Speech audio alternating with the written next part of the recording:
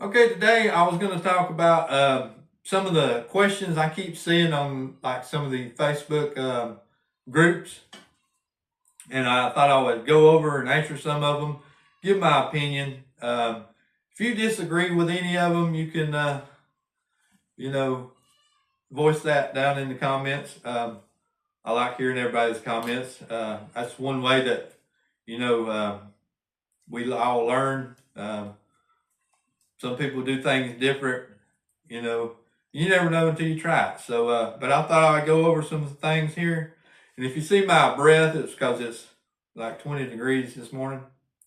I just lit the heater out here in the shop and it ain't warmed up yet. So, and I keep seeing a lot of these reoccurring in some of these groups. So I thought I would go over them. We call this, maybe Chainsaw 101 or something like that. The first one is, should I buy a Chinese chainsaw or are they any good? I would suggest buying a used chainsaw, either a Husqvarna or a Stihl or even an Echo before I would a Chinese saw. And I do have a video on buying a used chainsaw, but it's kind of hit or miss with the Chinese chainsaws. Sometimes you might get a good one, sometimes you might not. If you're good at tinkering with chainsaws, you might want a Chinese chainsaw. Some of these clone saws, sometimes they work, sometimes they don't. But I suggest buying a used saw rather than buying a Chinese saw. The next question I got here is changing your 550 XP over to a 3/8 chain. No, I would not suggest that. The saw just does not have enough torque to pull a 3/8 chain. I mean, it will, but it'll slow it down.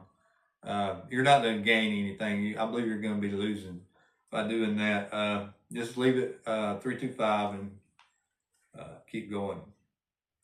All right, using used oil for bar oil. I do not suggest doing that. However, used oil is better than no oil.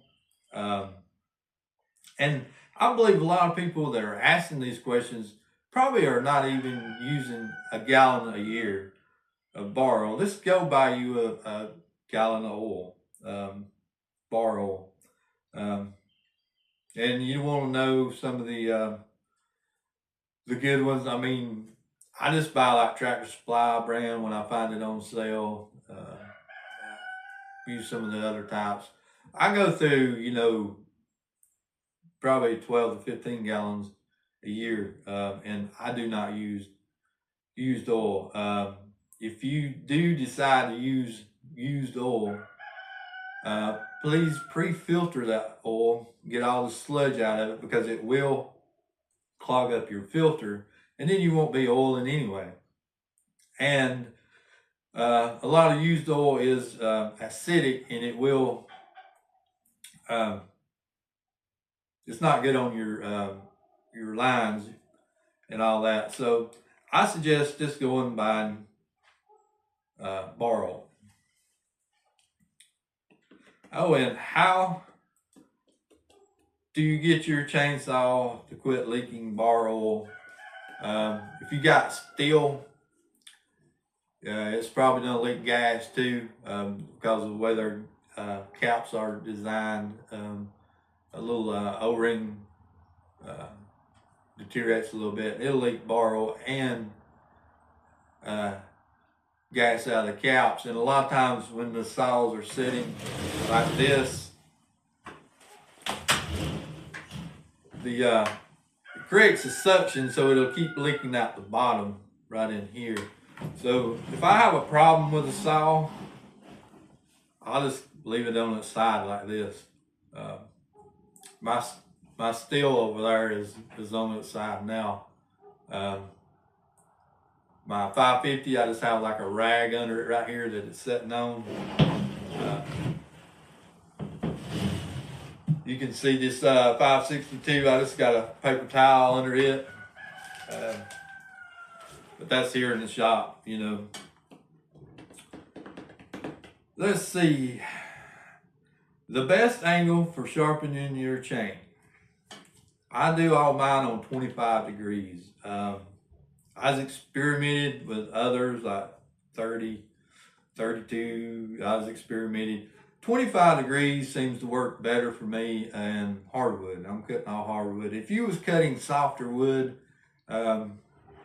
you might get a little bit better results out of going 30, maybe even to 35. I don't know. I hardly ever cut any softwoods, but 25 degrees seems to work best for me.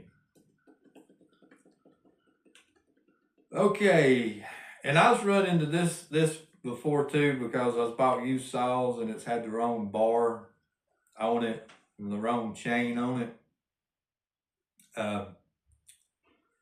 And a lot of people was wondering, how do you know what size bar and all to put on your chainsaw? Well, you can go to the Husqvarna site and it'll give you recommendations on, and it'll tell you. I know that anything 50 cc's and less is a KL95 bar, and it's going to be a 325 pitch. But then you'd have to figure out what gauge. You'd have to take, look and see what kind of sprocket you got for a gauge. Normally if it's smaller saw, it's going to be 50 gauge. 50 is pretty popular over here in the East Coast. I think once you get out going west, I think you might see some saws running 58 and stuff like that. But it should be on your sprocket. Tell you what it is. And if you'll look at a bar, now see right there, that information right there tells you everything you need to know if you're gonna get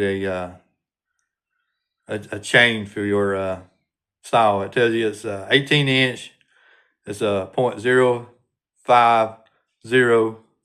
That's some of the gauge, and this will be 72 drag lengths, and it's 325 pitch. Okay, how to remove the clutch on there. Well, the steel has a little E-clip that you pull off, but on a Husky,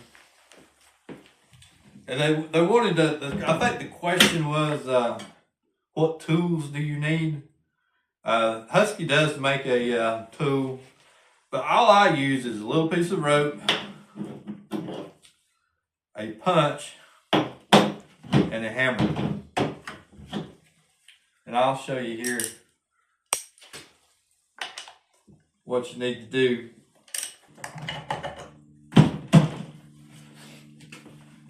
Now, of course, you take your spark plug out and you run your rope down in there and pull your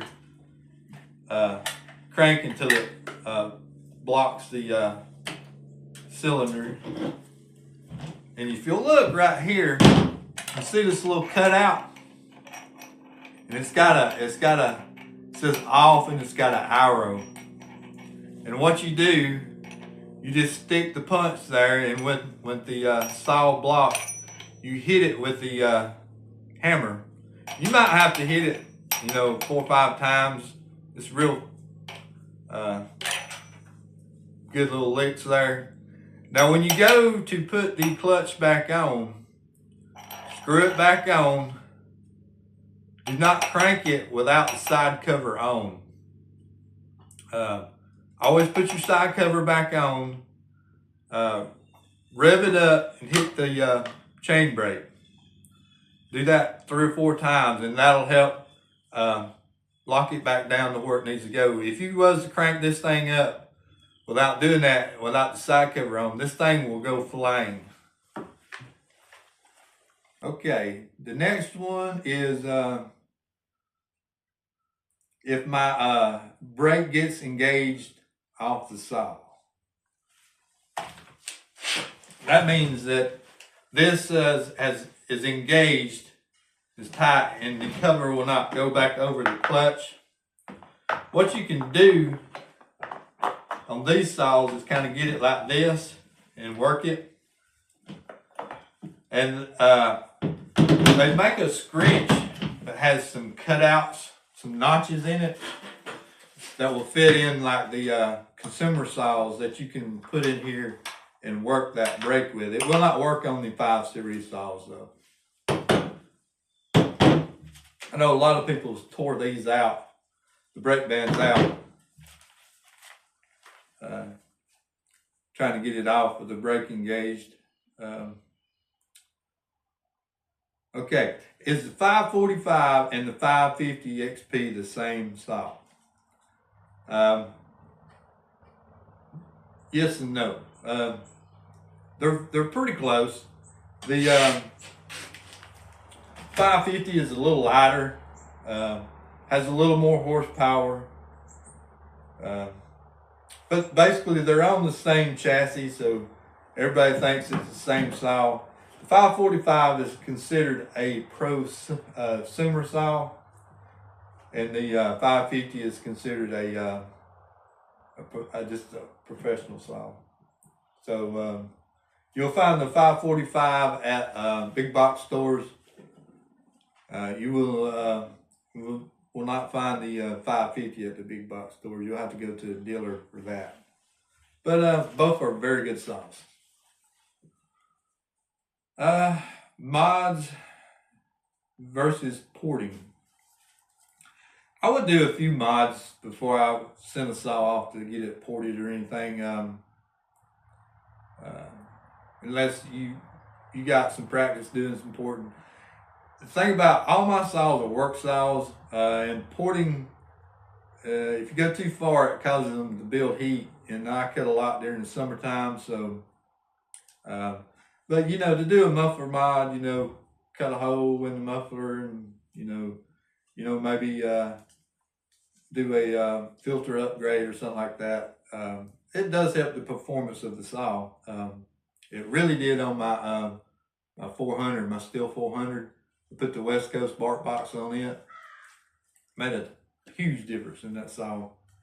And opening up that muffler helps the heat to get out of the saw too. So let's see. See 50 to 1 to 40 to 1. What should you run? I run 40 to 1. Your saw, it's not going to hurt your saw. Even if you read your owner's manual and it says run it 50 to 1, it's not going to hurt your saw to run it 40 to 1. Giving it a little more oil. I think the 50 to 1 is just an EPA thing. You'll have longer life out of your saw running at 40 to 1. And use good 2-cycle oil. I run Sabre. There's several others that are good. The Husky seems to be good. The Red Armor seems to be good. But I'd run, if you're mixing your own, I would use, I'd find me a store that sold ethanol-free gas and use that ethanol-free in my saw 100%. And the last one here is how often do you need to flip your bar? Now, when I'm doing maintenance on the saw, I'm always checking to see if it's rolling up or anything. And when I catch it and I have to take a file to it, you can just take a flat file and file these. They do make a tool, a bar tool that dresses these, but I just take a flat file, and as I feel the, like I say, I feel a little bit there, and when I start feeling that, I'll dress the bar up, and I always flip it. Some people say they do it every time they sharpen their chain. I don't never have the bar off every time I sharpen the chain. So, I just, I might have 10 or 15 hours on runtime on the bar before I flip it. Like I say, this is when I tear it down and do like a good cleaning on it. And I have to dress my bar up, or I see any visual wire, which this has got a lot of use on it. I'll just go ahead and flip it over. And that's about it. If you if something I didn't cover here, let me know. Something you do different, let me know. If you disagree with anything I said, let me know. I always try to respond to all my comments. I appreciate everyone watching. Thanks a lot.